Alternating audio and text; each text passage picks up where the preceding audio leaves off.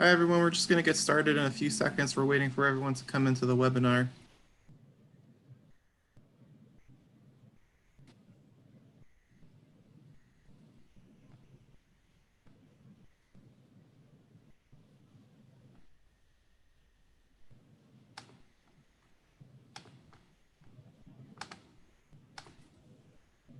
Okay. Welcome, everyone, to Politics and Prose Live. We're here tonight with Deborah Spar and Kara Swisher, and we're really excited to have all you here.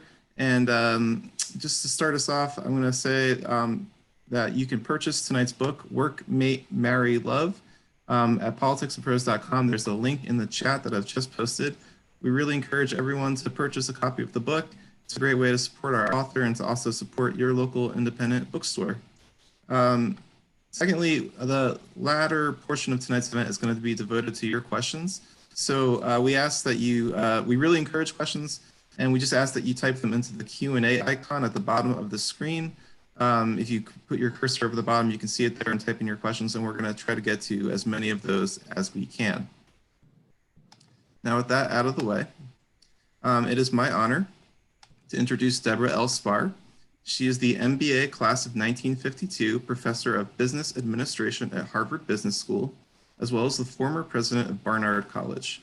Her previous books include Wonder Woman and Ruling the Waves. Her new book is called Work, Mate, Marry, Love, and it explores how new technologies will change our notions of marriage, family, and intimacy. Spar shows how technological developments have shaped our intimate lives throughout history and considers how our relationships will continue to evolve with the advent of new technologies. The book poses such fascinating questions as, how will marriage and parenthood change as we find new ways to create babies? And can people fall in love with robots, among many others? Tonight, Deborah will be joined by Kara Swisher, editor-at-large for Recode and producer of the Recode Decode podcast and Code Conference. She is also a contributing writer to the New York Times. I think we're in for a really fascinating discussion. So Kara and Deborah, the floor is yours. Thank you. Thank you so much. I'm so thrilled to be here with Deborah.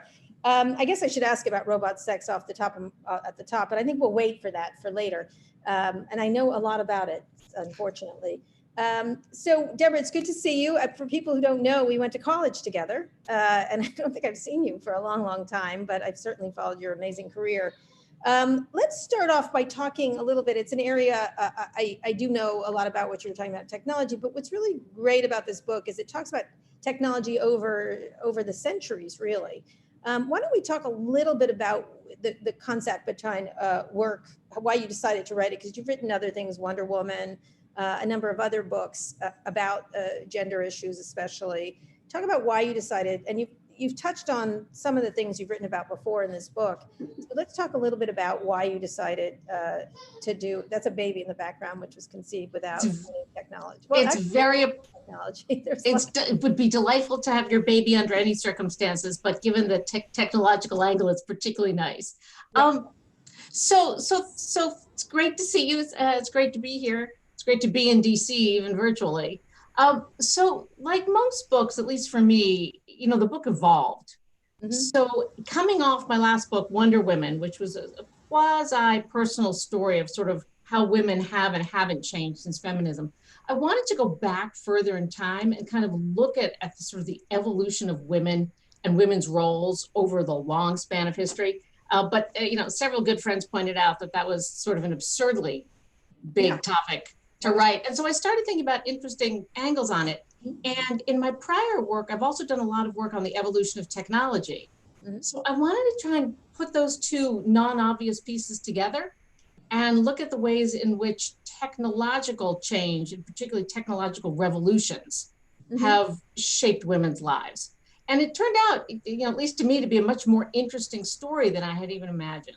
Mm-hmm. So let's talk about that. Let's talk about how far you go back. You talk about the plow, because I say that to people all the time when they talk about how technology impacting us. I'm like, technology has always impacted us. You just don't think of the era as technology, but I certainly do. And the people at the time who were discovering steel and different things did. So talk a little bit about where you started, because you started a time, a long time ago with the advent of basically tools designed to make life easier. Yeah, so the world's first great technological revolution was in around 8000 BC, and it was the creation of the plow. or sort of more specifically, as you say, the tools that enabled humans to plant food rather than just finding food. Right. So if you look at that from our era, it just seems, so ancient as to not be technology, but it is technology. The plow was a hugely important technological revolution. And what I argue in the book, and there's, I can't prove this systematically, but there's pretty good evidence, was marriage as we know it, what we think of as, if you will, traditional marriage, one man, one woman with fidelity presumed and enforced, at least on the part of the woman, that was a creation of the plow. Before the plow, when we lived as the hunters and gatherers, there was no marriage or monogamy and no nuclear family. We lived as tribes. Right. And it was the plow that gave us marriage and monogamy. Right. So talk about that evolution from that. That was a good thing for women or not, from your perspective? Well, all these things are always on one hand, on the other hand. Sure. So I wouldn't go so far as to say it was good or bad, but it was huge and it was important. And there has been speculation, and it's pretty interesting, that sheerly in terms of women's freedoms, women were better off before the plow. Right. When they produce, in economic terms, women were equal producers. They contributed 50% of calories to the group. After the plow, women became valued overwhelmingly for their reproductive ability rather than their productive ability. So women were valued because they were the ones who produced the babies. And what did that do to change the dynamic between men and women? Well, see, this is one of the things that's most mysterious, because you would think if women, so after the plow, children become valuable as a labor source because you need them to work in the fields. So you would think that that might have given the power to women because they were the producers of children, but it went the opposite way. Because the clan or the village needed the labor force, there were only two ways to get a labor force. You either steal people, which is slavery, which is also something that emerges around the time of the plow, or you have to produce babies. So the men of the clan started controlling the women in order to make sure that essentially they stayed home and produced babies. And crucially, that the babies they produced belonged to the men who were known as their husbands. So that you start to get things like, and you see it still in the old notion of the marriage ceremony. I mean, think about what a traditional marriage ceremony is. The father gives his daughter away, certifies that she's a virgin, and gives her to the man, and in exchange for a promise that the man will take care of her financially and a joint commitment to produce children. It's a transaction. And arguably the women got the shorter end of that. Right. All right, let's move from the plow to the next series, which would be the Industrial Revolution. Yeah. So as people probably remember from their history, there wasn't a lot of technology between the plow, remarkably, and the Industrial Revolution. Little things, but electricity, but okay. No, electricity is much later. Right. Yeah. Steam engine 1760. Right. And this was a radical and observable change. So the changes around the plow took place over thousands and thousands of years. The steam engine occurred super fast, in one generation.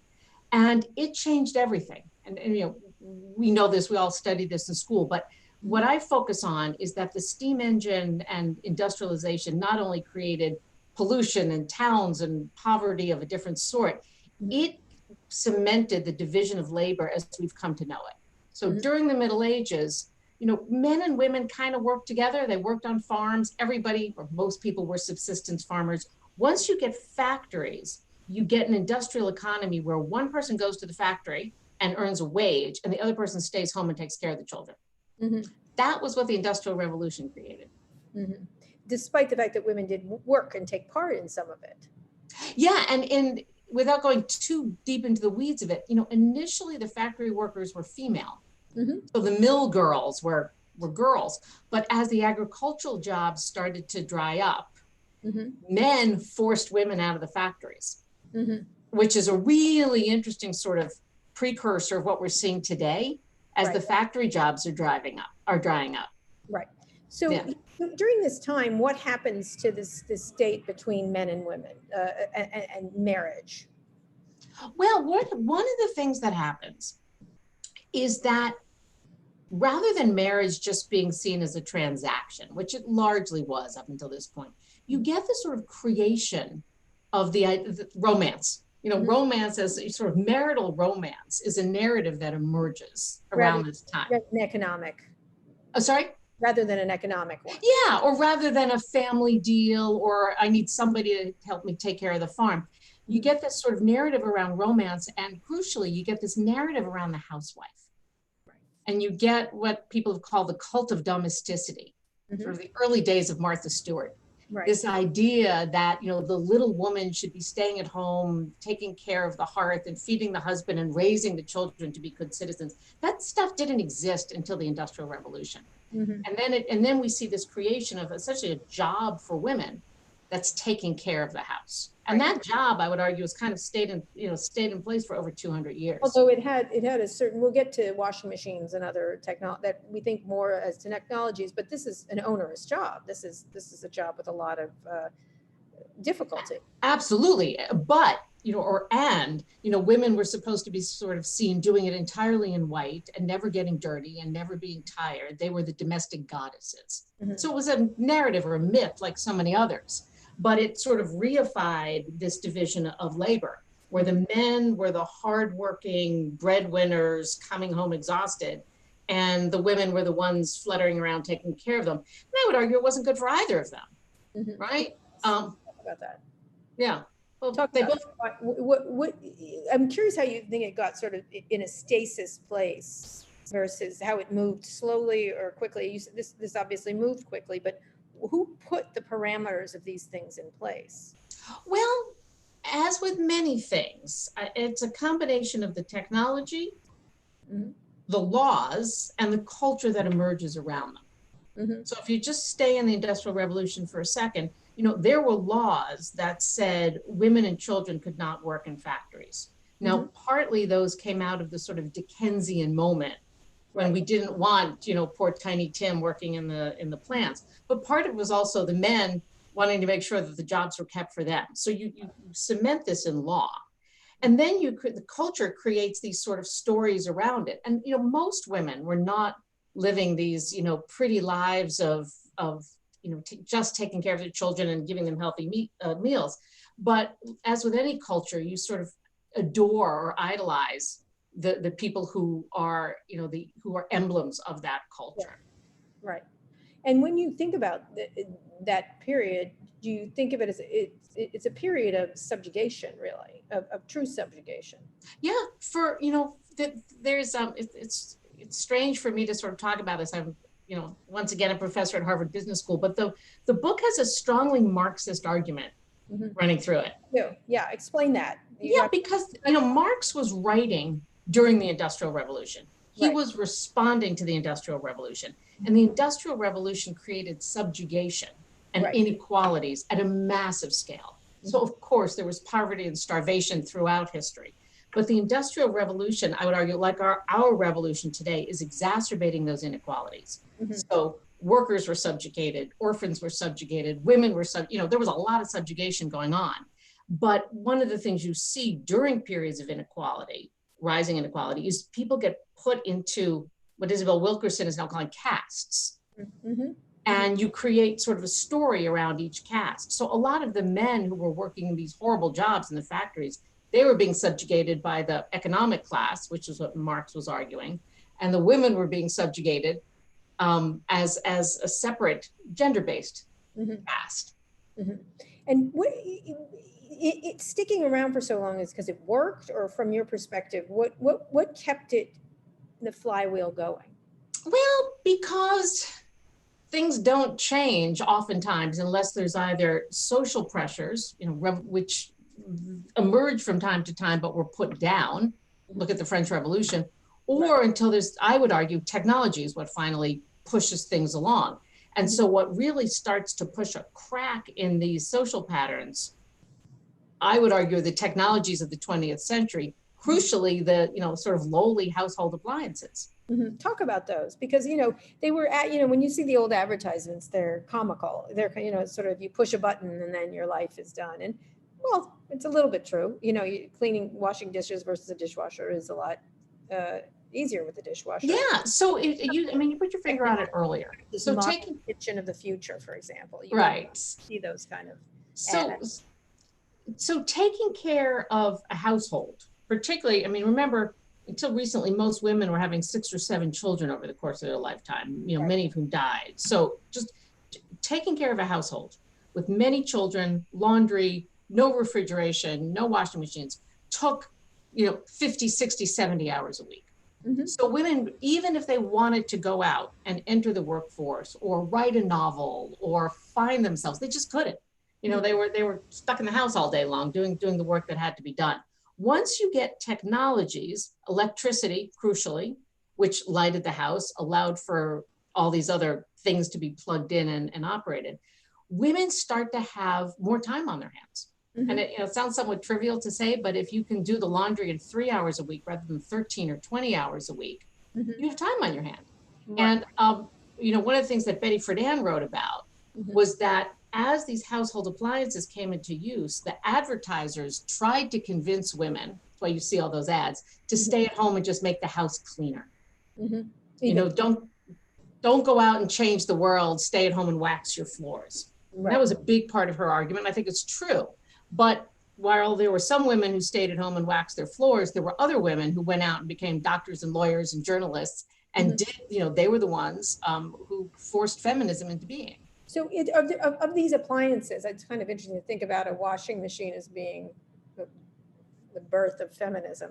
But was there any appliances, or was it the whole idea of cleaning and cooking being faster, including food that was faster? The two big ones Food. are washing machines and refrigerators. Mhm. Because prior to refrigerators, you couldn't refrigerate food, right? You had to rely on an ice box, which didn't work very well, Right. which meant that women had to go to the market every day. They had to pickle, they had to can, they had to preserve.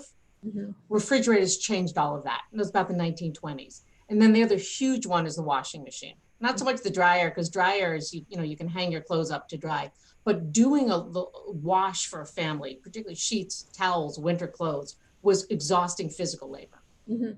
Wealthier women always brought other women in, but most women didn't have that luxury. Didn't have that luxury. And so the washing machine itself, the ability to do it quickly, even though you were the one doing it. So what happened then with this free time, which of course is not really free? No, but I mean, we see it in the data. We see it particularly after World War II. Mhm. Women start going into the workforce.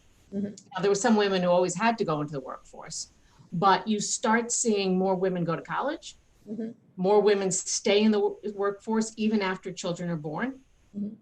And, you know, again, a lot of it was also, or it combined with the activists pushing for these changes, and feminism emerged. But what I argue in the book is that it would have been much harder for feminism to gain traction Mhm. if women didn't have the technologically driven advantages of household appliances, and then crucially, the pill and contraception more generally. Let's get into that, the reproductive technologies, because you don't, again, it's another area you don't think of as technologies, when in fact it's quite amazing. They're quite amazing, far-reaching implications of these technologies. Talk a little bit about that. Yeah, so as I say in the book, prior to the advent of the pill, Mhm. women spent nearly all of their lives either pregnant, Mhm. trying to become pregnant, trying not to become pregnant, or nursing. Mhm. I mean, just labor, if you will, the original labor was a full-time job. Right. And you know, we know all the stories. I'm sure there's people in the room who lived through it. If you didn't have access to contraception, you had babies when the babies came, Right. and you had no control over that. Once you have the pill, women have the ability to separate sex from procreation. Mhm. And, you know, obviously through some kind of a negotiation with their partners as well. Sometimes they didn't have full control over that, but the ability to say, I only want 2 children, or I don't want children now, or I don't want children at all. And that those were simply not options for my mother and grandmother. So the pill being the most important one, not all the other technologies on reproductive. Well, the pill worked, right? You know, Right. it's effective contraception. That's the key. And talking about the implications for society then, when women suddenly had choices, and the impact on men at the time. Yeah, so all of these things affect both men and women. They just may affect them differently. So sort of the good side of the picture is that men have the ability to plan their families too, so that they can decide they only want 2 children or 3 children or whatever it is. Mhm. We also know, and this is work that Claudia Golden and others have done, that once you have, particularly the pill, because it's contraception that women control, Men are freed to some extent from the responsibility of having to marry a woman if she gets pregnant out of wedlock. Right. So we see the rates of out of wedlock birth and single mothers soar as a result of the pill. Right. And because they have a choice, and then therefore men have a choice. Yeah. Or a presumed choice. Yeah. The shotgun wedding goes away. The shotgun wedding. So when you're thinking about this, by the way, before we keep talking, because we're going to get to today's technologies in a second, if there's any questions for Deborah, please put them in the Q&A box. It would be great. I'll read them in just a little bit, in about 10 minutes or so, 15 minutes. So any questions you have for her about the book and about these, oh, there's a baby right there. Oh, I see you. Hi, baby. Anyway. Exhibit A. Exhibit A was just, hi, that was planned. That was technology. Lesbians are way ahead on the technology around. No, it's actually true, but we can get to go that. on. I can help you. Go ahead. Having had a baby, but go ahead. It's a really interesting thing. The ability to have your own children without men is a really interesting trend. Yeah. Which was unheard of not too long ago. And impossible not too long ago. Yes, 100%. Yeah. Also illegal. So talk about where we go from here. So women have been freed of the drudgery of household work by technology, not necessarily to have 6 or 7 children, can start to choose, and families become smaller because of that, going from 6 to 7. That's also societally, people didn't want to have that many children. What happens next from your perspective? So what happens next, at least the way I lay it out here? So we've been through a number of revolutions. We have the agriculture, we have industry, we have the mid-century, and now we're moving into call it the digital, call it the information revolution, call it the computer revolution, but all the things we're living through right now. And these technologies that we're living through now are much more immediate, in particular, and you've alluded to it, reproductive technologies. So we have fundamentally changed the way people have babies. And if you just pause on that for a second, like that's a huge deal. And I think there's a gender divide here, that we tend to think of technology as being sort of male, and it's machines and it's stuff. And reproduction is women's, it's not technology. But reproductive technologies are like a huge deal. Throughout all of history, there was one way to create a baby, through sex. Now there's like 16 ways to have a baby, and sex still works, but it's been supplemented by all of these other ways. And that's just like a huge development in the history of humankind. But I talk about that, and then I start to talk about robots and artificial intelligence and transgender issues, and how we're starting to fundamentally change how we think about what it means to be human, as a result of technological change. All right, well, let's talk about it now. And it's interesting to talk about it during COVID, because people aren't able to meet in an analog fashion, or some people do, and they're COVIDiots most of the time because they're not wearing masks. But that's my word, and you may borrow it. It's a good one. Thank you. I have mask hole too. So usually COVIDiots are mask holes, so it's changeable. It works. Yeah, it does work. But talk a little bit about, because the idea of what dating and romance begins to change with the Tinders and the way people meet, the way they communicate with each other, and more. Is there a moment when that's very clear? Is it the digital communication, social media? Where do you think it starts? Well, it's kind of all of the above, but I think sometime around 2010, you get an inflection point when social media stops being sort of a curiosity and becomes a dominant force in all of our lives. And when the New York Times now reports that, a third of all marriages started by people met online, that's a fundamental societal shift. Right. And I think, people my age, tend to kind of go, ooh, this is titillating, or this is bad, or this means people are having sex all the time. None of those things are true. But what is true is that it's fundamentally different. That, people, when you and I were in college, many people met their partners, and certainly met their sexual partners, in freshman English class or at a local bar. That's just not the norm anymore. People are meeting their partners on these machines, and they're swiping left and right, and it's a fundamentally different, mental process for how you evaluate and assess people. So talk about that. What changes? Because, anecdotal is not always smart. Often computers are right, in a lot of their determinations. As much as people decry it, it tends to work more efficiently.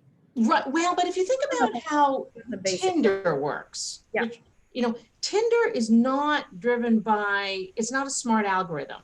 It's Mhm. not telling me who I think I might like to fall in love with or have sex with. It's a visceral reaction. So in some ways it is mimicking the bar, right? Sure. I'm looking at, in my case, Photo. men on the phone and I'm swiping left or right. It's very gut reaction.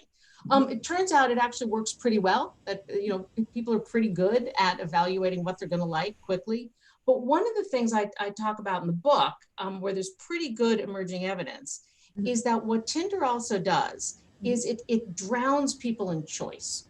So especially for people who are deemed attractive on Tinder, there are always 9 million other people waiting for you in the palm of your hand. And that changes how people think about their prospects. Right, which is a concept in consumerism. Absolutely.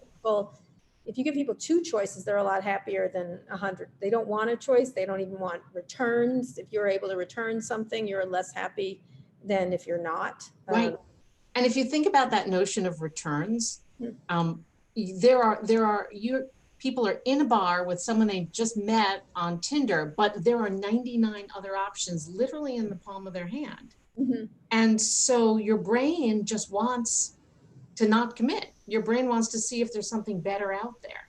Right. And it becomes, if you talk to people who've done this, sometimes it works and it's wonderful and it's great, but it also can be exhausting. And if you look at what's happening to levels of sex, they're actually going down. People, young people today are having less sex than they did, in my generation. And can you blame that entirely on Tinder? Almost certainly not. Is it partly connected? I would say almost certainly yes. Talk about the connections, because you could say, communicable diseases, but although that's been going on. That's been around for a long time. It does seem to be that, first of all, Tinder does not match people symmetrically. So some people get all the swipes, right. Particularly interestingly for men. So it turns out, when you're talking about heterosexual relationships for a moment, men are much less discerning than women. That's perhaps not all that surprising. But most men will swipe right on most women. Most women swipe right on far fewer men, which means that men who are deemed unattractive on Tinder really don't have a lot of sexual opportunities anymore. And again, I don't want to say that that's directly related to what we're seeing with the growth of the incel community and these sort of angry men feeling that, they are being denied sex, but that is connected to the use of dating apps to replace what used to be older models of people meeting. Right, and then also the gamification of it. Absolutely. These things give you a dopamine hit. Right? Like likes of any other sort. And, I'll talk to my students about this and they'll just do it, lying in bed at night. It's not even anything sexual about it. It's just, ooh, how many hits can I get, without any intention of meeting those people. And so I spend a lot of my life with young people. And, I wonder and I worry that if a generation that's growing up having sex in a completely transactional way, having sex far before they have romance, are they going to be able to just kind of flick a switch and fall in love and settle down forever? Some of them, yes, but your brain, that's a big adjustment for the brain.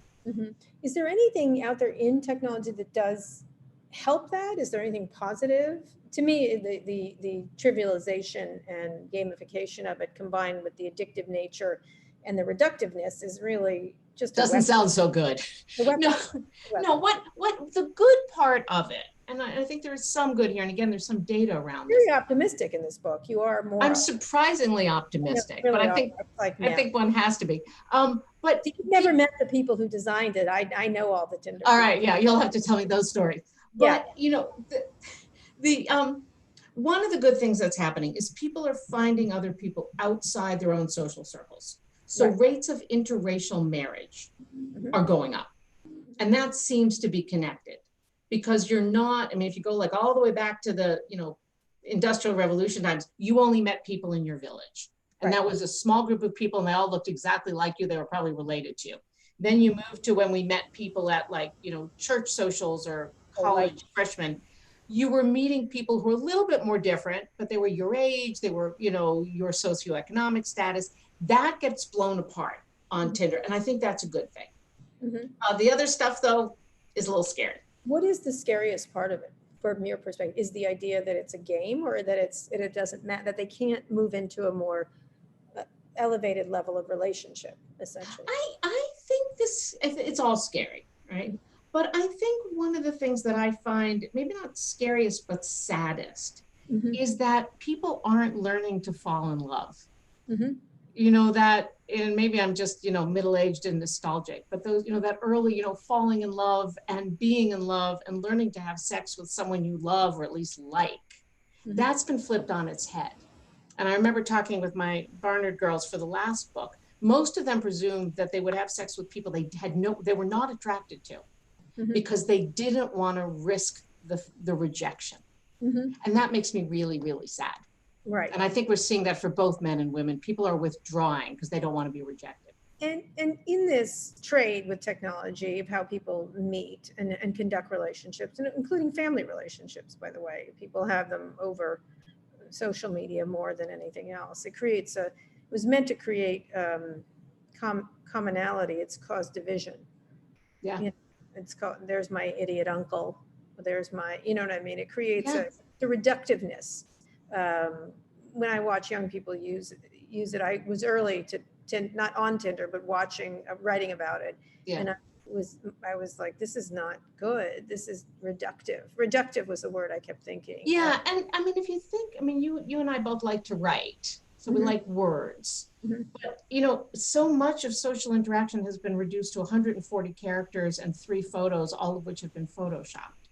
Right. So people are presenting versions of themselves that are not quite true, and then are feeling like they can't live up to them. Right. So yeah, I think this interaction, particularly now when you magnify it by COVID, and it's really the only form of interaction people are having. Right. We're seeing loneliness explode. We know we're seeing suicides and anxiety disorders explode, and it's hard to believe that those things aren't tied directly to these technologies. Would it be better without them there? Then you just be lonely by yourself, right? Without any kind of. Well, you know, it's a good question.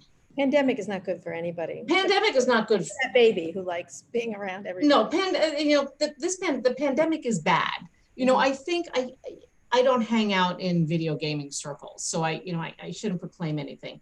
But I do know for some people, it is a refuge. For some disabled people who don't have other ways of communicating, they've been able to make connections. So again, I wouldn't cast them out entirely. So one of the things that's happening in the pandemic is people are shifting their behaviors, like using delivery, and this will stay with us long after we have the vaccine. What do you imagine is going to stay with us relationship-wise using technology post-pandemic? Well, I do think, you know, we joke about it, but I think there have been some good things. So virtual book groups, you know, being able to go to someone's funeral when it's on the other side of the world and you couldn't otherwise have gone. I think, you know, this is the world I live in now. There's parts of education that work online. There's parts of education that don't work online. Right. But there's parts that do. I think some of the stuff in the arts that's being developed is interesting. You can bring voices together. I actually thought the convention this week was pretty darn interesting. Yeah. How you hear from. So I hope we'll have the ability to kind of pick and choose some of these things. But I also think we're realizing, you know, and particularly in my world of college campuses, we crave that human interaction. I'd be remiss if I didn't ask you. You ran a college. How are colleges dealing with this? As I said, my son is at NYU. They have him quarantined. They're going to give it a good old college try. Probably he'll be home relatively soon. What would you face as someone who ran a college? What is the challenge right now for college? Because a lot of them are going to go to business. There's the difficulty of. Yeah, no, I think, I mean, I was predicting this for a while, way before COVID hit. We're going to see a sort of a massive consolidation in the higher ed sector. You know, part of that is just sheer demographics, but part of it is, you know, the model of higher ed that we have now is still kind of an industrial revolution model. I mean, if you think about it, we break for harvest season. That's still how the college year is set up. We wear robes, you know, Right. we chant chants. We are still in a medieval model. Mhm. And this is going to force us to really think about, what do you need to be on campus for? What can you do online? You know, what's the right kind of education? And this goes away from the topic of the book, but I think it's a little bit absurd now that people are living into their 70s and 80s that we somehow think that people should get all of their education between the years of 18 and 22, when their hormones are exploding and there's lots of other things on their brains. Mhm. You know, should we lifelong learning has become a buzzword, and I don't Everybody like should it. be at college now. That's when we would be really learning, I think. Yeah, doing all of it between 18 and 22 makes no sense. Yeah, absolutely. So I'm going to get you back to the book to finish up, and then we're going to answer some questions from the audience. The future. This is an area you're talking about death. You're talking about robot sex. No joking aside, the idea of sentient, somewhat sentient digital beings. Where do you think it goes from here, including reproductive issues? So I think, you know, the reproductive part of this is happening. You know, we are going to make babies through all different sorts of means. The lovely little Clara there is, you know, is an example. And I think that's a wonderful thing. I also think that we should, although I worry about the government doing it right now, but we should have rules around some of the practices of reproductive technologies, because most of them are great, some of them are bad. And right now it's the Wild West out there. And I actually take, I'm sorry? Talking about cloning or well, not even cloning, like, you know, men who have been sperm donors for 100 children and there's no registry, and so if they were, you know, have some kind of genetic mutation, it's just not being tracked. You shouldn't be allowed to transfer 8 embryos into one woman. I mean, some of the stuff is actually kind of basic before you even get to the cloning side. And then I actually take that same mentality and I take it to social media, saying we need to have some rules around this, around privacy and protection of people's information. And then when you look into robots, you know, robots, we get sort of seduced by how exciting and, you know, whiz bang it sounds. But, you know, the robots are coming. And we need to think about that in terms of what some of the stuff that Andrew Yang's been talking about. If automation is coming, and it is, and it's going to wipe out all the jobs, and it is, what are we going to do as a society? So we get all fascinated by robot sex, which, yes, is interesting, but, you know, the bigger issues are, what is automation going to do to inequality? Answer, it's going to massively exacerbate it. How do we use robots to take care of our elderly? And to perform quasi-human functions? I mean, that's a much bigger use for robots than sex. We're going to need robots to take care of our old people. Or to do healthcare in some ways. One of the issues, I remember visiting MIT, up where you are, and one of the issues was getting the eyes right, that humans have better eyes than robots. It's really interesting.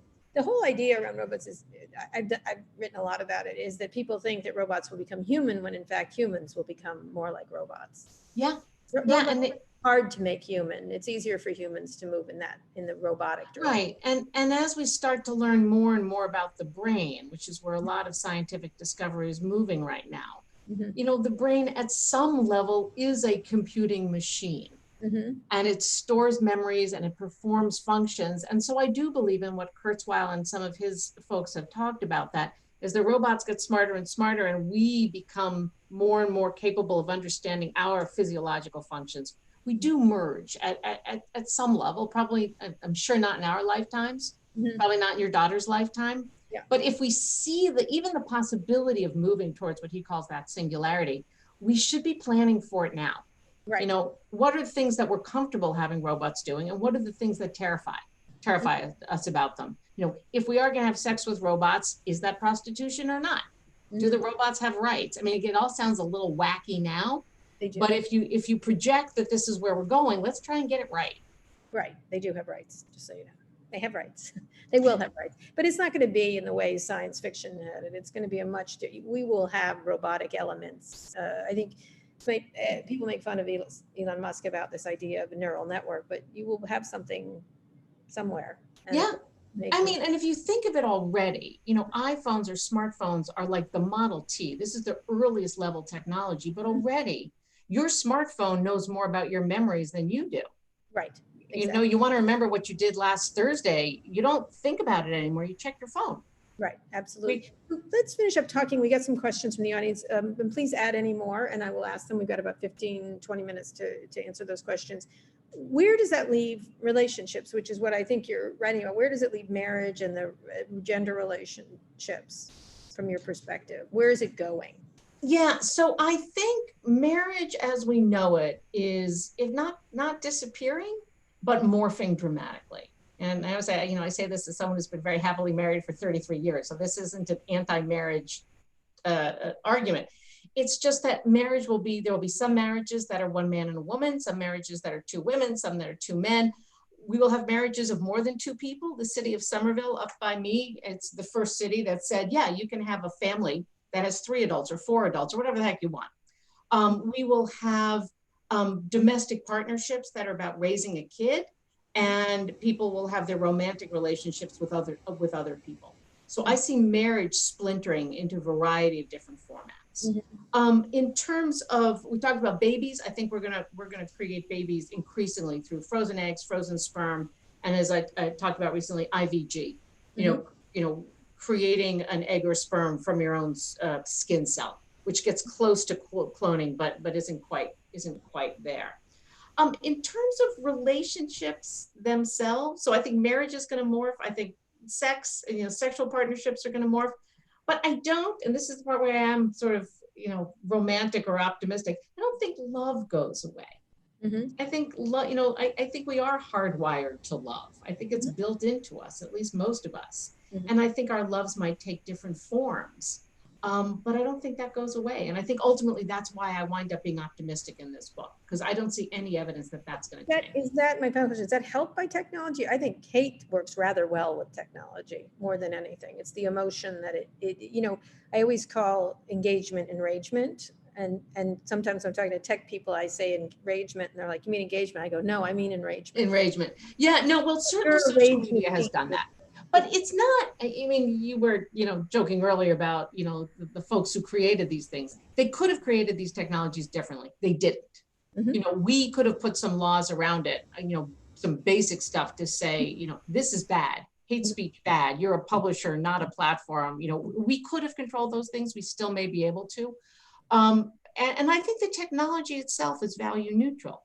Mm-hmm. And I go back to this COVID moment, it's horrible. We want to get out of this as soon as possible, but people have found ways of, saying goodbye to their dying parent on Zoom, of sitting Shiva on Zoom. So we can find ways to use the technologies to connect.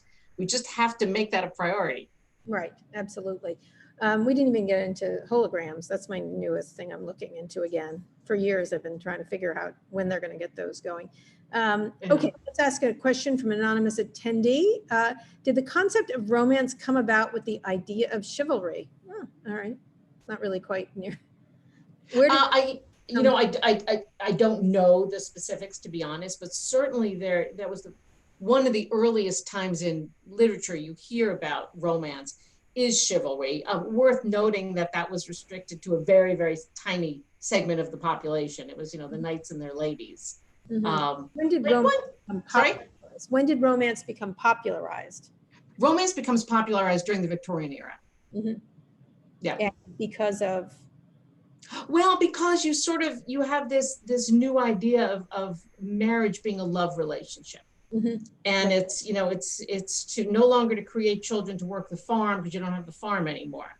Mm-hmm. But now it's about nourishment and nurturing. So you really get that sort of cult of marriage, late Victorian era.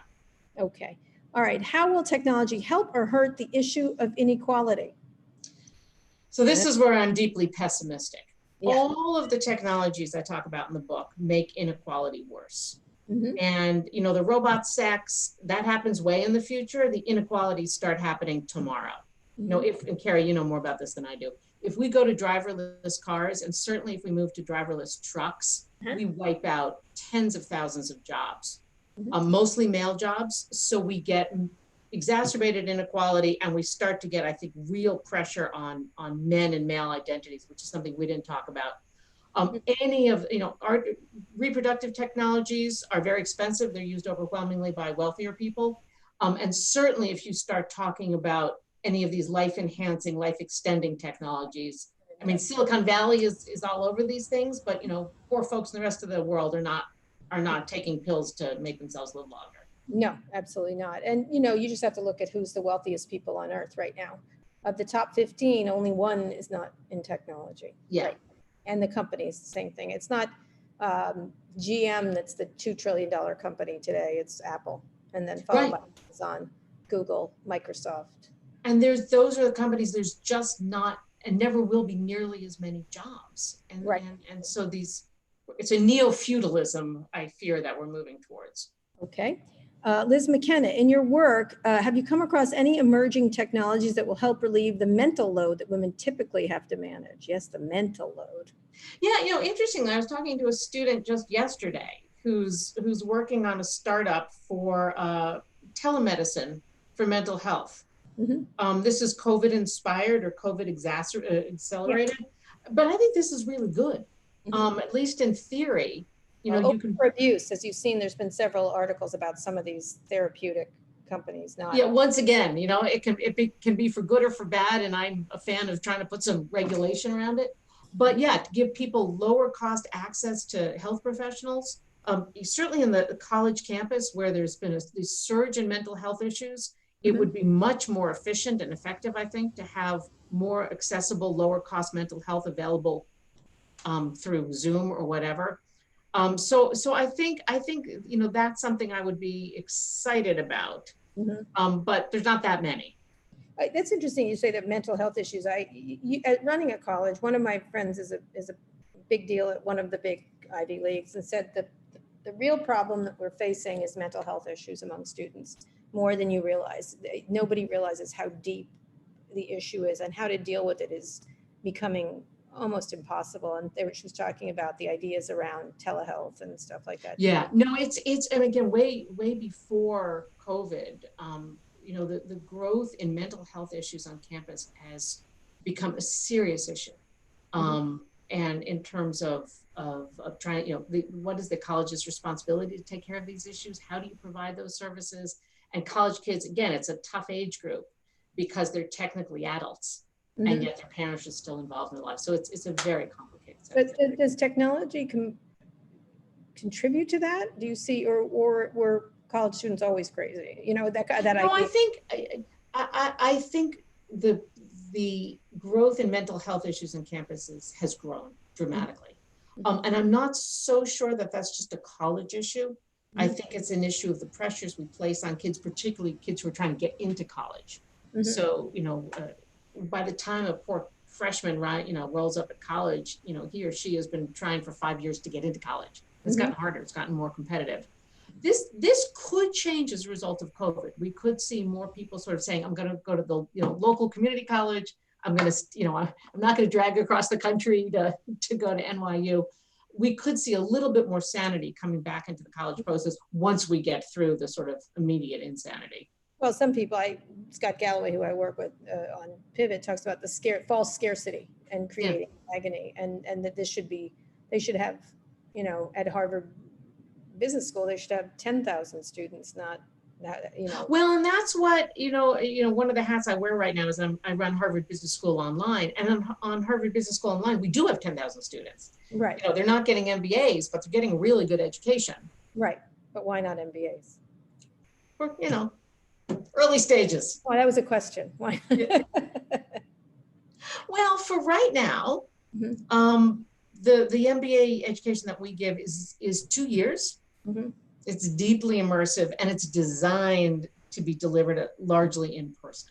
It was designed that way. Could you design something else that's very different? Yes, but it would be different. And again, I think what we're learning in education at the moment, and across the board, is you can't just take what works in the physical classroom and just port it to the virtual. No, it's like entertainment. All right. Now, Jen F. My mind is reeling at the notion that shotgun weddings fell off after the invention of the pill. Was it because there was no longer a moral view if a woman got pregnant because of procreation was a choice? Fascinating. Yeah, and this is one where, as the social scientists would say, it's overdetermined because there are a lot of things happening simultaneously. So, mores were shifting, back in the 1950s to be, pregnant and not married was a horrible thing. By the 1990s, it wasn't. Mhm. But one of the reasons those mores shifted was there was more ability not to become pregnant. Right. But also there was, particularly sadly in lower income communities, the sense that, well, if you got pregnant, you know, A, it wasn't my fault, and B, because we haven't talked about this, you can get an abortion. Mhm. So if the woman chooses not to have an abortion, it's her choice to have the child, and therefore the man is freed of responsibility. Do you consider that a technology when you think about it, among the things that you're considering, the pill, these? You know, I don't talk about it as much in this book. You know, we've had abortion technologies for a while. I mean, they are crude and they've gotten better over time. But I think if you're talking about, you know, issues around abortion, that's more of a legal change than a technological one. Mhm. Whereas the pill is purely technological. Right, right, right. So when you think, if anyone has any other questions, please put them on. Some of them are just links to Zoom, and someone said we're fantastic, which is true. If you think about your life versus your kids, you have 3 kids and they're older, they're in their 20s. In their 20s, yeah. How did they look differently at love and sex and relationships and marriage? You know, it's so funny, at least in sort of the strange lens that I bring even to my family. So there's 7 years between my eldest and my youngest. Mhm. They experience very different technologies. Mhm. So my son talks about with his long ago ex-girlfriend that they were like the last generation to remember standing by the phone waiting for it to ring. Mhm. You know, and he's 31. Whereas my daughter, who's 24, is like, what do you mean standing by the phone? You know, in that 7 years, phone changed, as did dating patterns. So I will say both of my 2 eldest are quite traditional, if you will. They're both, sadly, we're supposed to get married this year. Those weddings are on hold, but but the relationships are in fine shape. And my daughter is, you know, much more in the sort of, you know, hanging out with a group of friends and not seeing any need. It goes back, I would answer it sort of the same way Kara answered your earlier question. I think we'll see all different formats. So not everyone's going to get married. Some people will get married. Some people will have hetero marriages. Some will have homosexual marriages. So I think we'll see that splintering. And I think that's a really, really good thing. Okay. Mary Alice Park. So curious about the exceptions. There are some matriarchal cultures. A lot of native cultures stayed matriarchal. Was that part of a different relationship with agriculture, something else? And when are they coming back, Deb? I'm adding that. Hi, Mary Alice. I remember who you are. So lovely to see you. And sorry, personal aside, you got to check out the dedication in the book because it's our mutual friend. But matriarchal societies, sadly, do not seem to have you know, made great headway in the history of the world. So there's some, they are few and far between, and fascinatingly, nearly all of them are in societies that never developed the plow. Mm-hmm. So the plow is the problem. The plow is settled agriculture. Once you turn to settled agriculture, that women's power disappears. So give an example of that. Of it coming in a place. Yeah. So, and I would. Besides Wonder Woman, but that's fictional. But go ahead. Yeah. No, there are, you know, some side, you know, that. Oh my gosh, I'm blanking. In Papua New Guinea, some of the anthropological work that was done there, you can find small tribes there where their agriculture is still based on hoes and, you know, fruits and berries. Those tend to be, if not quite matriarchal, at least more egalitarian. There are a couple of societies, a couple of tribes in Botswana that never moved to plow-based agriculture. And again, they have more equitable division of labor, a few in the Amazon. But the work here now is really, sadly, most of these ways of life are fast disappearing. But there were studies done like in the late 19th, early 20th century that trace these tribes. But essentially, once you move to settled agriculture, women's roles change. We should have stayed hunter-gatherers. We would have helped. Yeah, apparently the food was better too. Yeah, exactly. Okay, will COVID, this is Mary Alice again, be a step back for women in the workplace? So this is a fascinating question. And there are already kind of 2 streams of thought on this. I don't know which one's going to dominate. There's one scary stream of thought that says this is already proving disastrous for women. Disastrous. So, yeah, you vote for disaster. I do. Yeah, because women are now doing, Child- particularly if they're in heterosexual relationships, they're doing their day jobs, all the housework, and now they're teaching third grade math on top of everything else. And in my world, already the rates of women who are submitting papers for academic publication is plummeting. Mhm. So really bad. On the flip side, and I wouldn't bet on this side, but some people have at least speculated that now that we're all working from home, Mhm. kind of, first of all, men see that all the work that women are doing days long, all day long, that some of the burden of women on sort of, getting dressed and going to work and having to leave the kid behind, those have gone away because you can do your job as Kara is now, and, the baby's there. If I had to bet, I would bet that the bad side is going to dominate here, and we need to watch out for it. Yeah. But there's some silver linings that you could imagine. Mhm. Yeah. Well, one of the things someone was talking about, less sexual harassment without being in person and stuff. And actually, there's a new report about to come out saying it's just as bad on Zoom. Yeah, and Kara, you may know this because it's in your world, but I've heard of people who are trying to get the Zoom folks to actually release data on how often people talk. So can you see kind of mansplaining on Zoom? Because we have it, right? We have. Yes. So that would be kind of interesting. Yeah, that would be.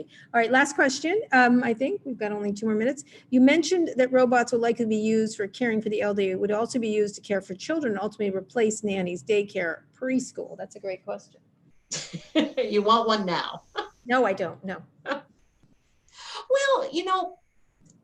I can't, or I wouldn't want to imagine a world where we have fully robotic nannies. I mean, that just sort of sounds sort of horrible.